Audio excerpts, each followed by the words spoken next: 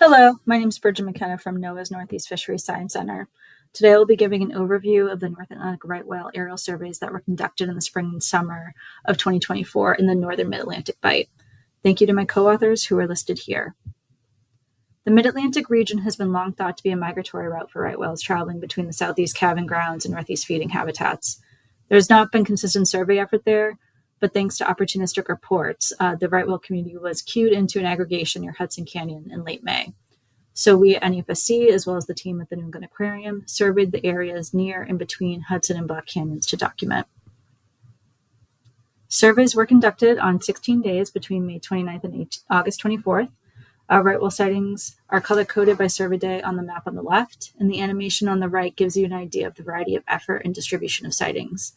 Right whales were sighted on every flight, and 11 dynamic management areas were triggered as a result of these sightings. That includes the opportunistic reports. It should be noted that DMAs are voluntary measures meant to mitigate vessel strikes, and there was ample number of vessel and fixed fishing gear activity documented in the area.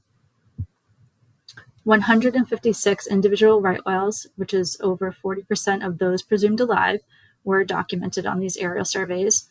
The average number of survey days an individual sighted was about 3, and residency was calculated as the time between the first and last sighting, assuming that the individual did not leave the area. Residency ranged really dramatically from 1 day to the entire study period, and the average was 38 days.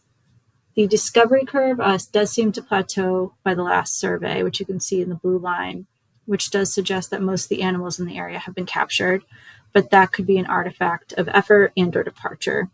Gaps in survey coverage are indicated by the beige bands, and some individuals may have come and gone during these periods as well.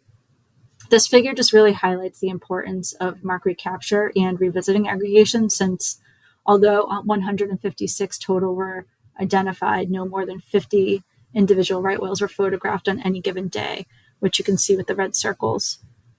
Adult males were the majority of individuals cited, and the demographic breakdown was similar to the species population structure. The movement of individuals who were seen on consecutive days was examined, as well as the individual documented the most and the individuals with the longest residency. For back-to-back surveys, the average minimum distance traveled was a little over 8 nautical miles between consecutive days, and again ranged drastically from only a half nautical mile to almost 34 nautical miles. The variability of distance traveled between any set of days is apparent on these maps, which shows the end day sighting of an individual in the green square, and the N+1, which is the following day in the yellow circle, with an arrow indicated direction of movement as the crow flies.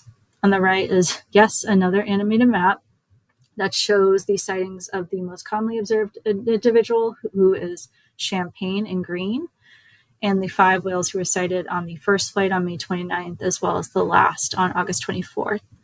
These speeds and paths are interpolated, but still give a nice visual of movements for each of these whales, and also show the observed distribution shift northeast from Hudson Canyon toward Black Canyon.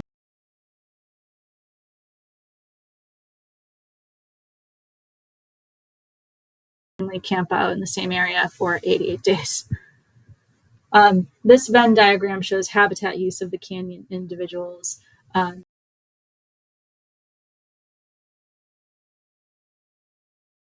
Of these whales sighted in the canyon area were not sighted in these northeast habitats by dedicated aerial teams. That is Center for Coastal Studies. We look forward to hearing Jessica Ashatina's talk about the Virginia cohort, which may shed some light on where these individuals were. Regarding the Gulf of St. Lawrence, typically, and that's usually by mid-July. In 2024, by mid-July, only about half of that number has been documented, and that are typically seen in the Gulf of St. Lawrence, which could account for many of those quote-unquote missing whales.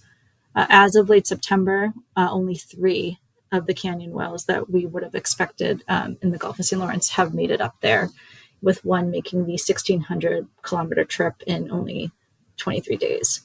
It should be noted that the recent opportunistic Bay of Fundy sightings have not been incorporated into this analysis, though we do know that at least 7 of those individuals were sighted in the canyons this year. We look forward to continuing this analysis as sightings are integrated into the catalog and collaborating with other researchers. Thank you to all who have contributed to this research, and thanks for listening to this presentation.